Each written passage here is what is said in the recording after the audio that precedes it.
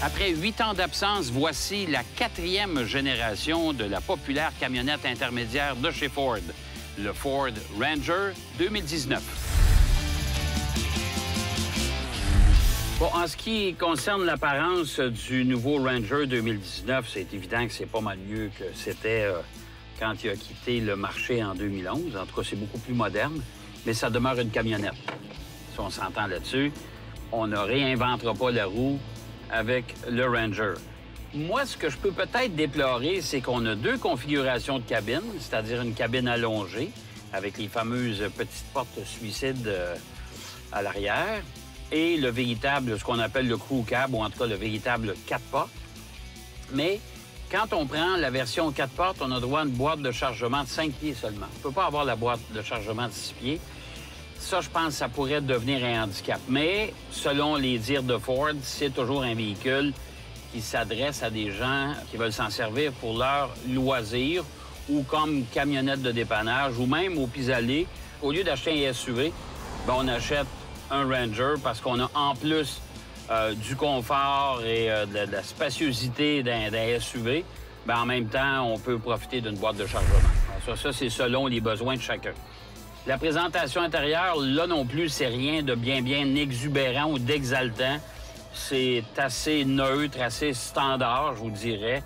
Pour ce qui est du comportement routier du Ranger, moi, j'aime beaucoup. On a fait l'essai en mode hors route. C'est un véhicule qui se débrouille bien pour une camionnette. Sur la route, c'est confortable, c'est un bon comportement. Sautilleux un peu, parce qu'évidemment, on a profité des véhicules, mais pas chargés. Alors, c'est sautilleux un peu, mais c'est un véhicule qui est honnête et qui respecte son gabarit. Ce qui est quand même étonnant, c'est qu'on le regarde côte à côte avec des F-150, comme là, j'en ai un devant moi, là. Et je peux vous dire qu'il n'y a pas une énorme différence. D'ailleurs, il y a un de nos collègues journalistes qui avait remarqué qu'il était à peine 12 mm plus bas que les F-150 des années 2008. Alors, c'est vous dire comment ça a pris du gabarit depuis le temps.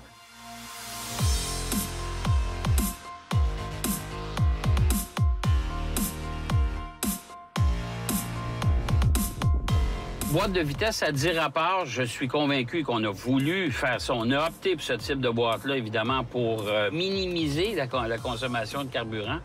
Mais on se retrouve souvent entre 2 rapports. C'est assez particulier.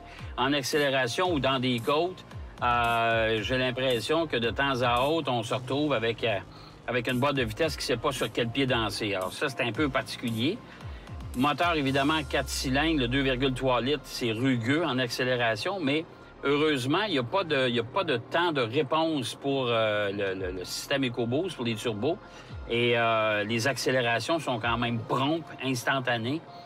Et c'est intéressant. Honnêtement, 2,3 litres, c'est un moteur qui est intéressant au chapitre des accélérations et des reprises.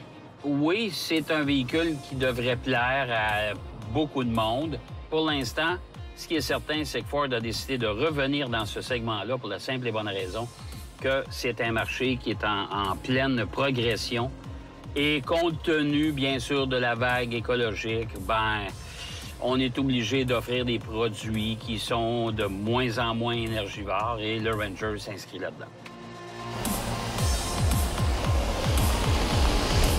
Le segment des camionnettes intermédiaires est loin de s'essouffler. On recommence à neuf, si on veut, et surtout, on cherche des véhicules moins énergivores. Le Ford Ranger 2019 devrait déranger pas mal la concurrence. Cette émission vous a été présentée par Total Quartz et Ici Pneus, centre de l'auto. La semaine prochaine à propulsion, un spécial hiver, Titan contre Ram, Jaguar I-Pace contre Ford Edge ST et des Porsche, tout ça sur la glace.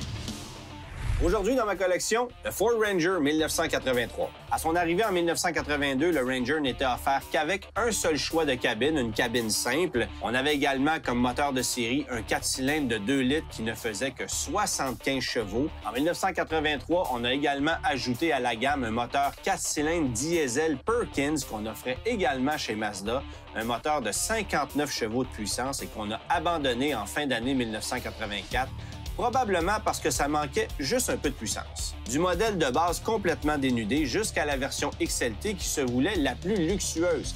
Évidemment, le luxe était relatif puisqu'on faisait état de banquettes de tissu et de pare-chocs chromés avec capuchon caoutchouté. Ça, c'était du luxe, mesdames et messieurs. Pour plus de détails, visitez ma page YouTube Auto Joubert où vous allez en apprendre davantage sur les voitures qui m'ont marqué.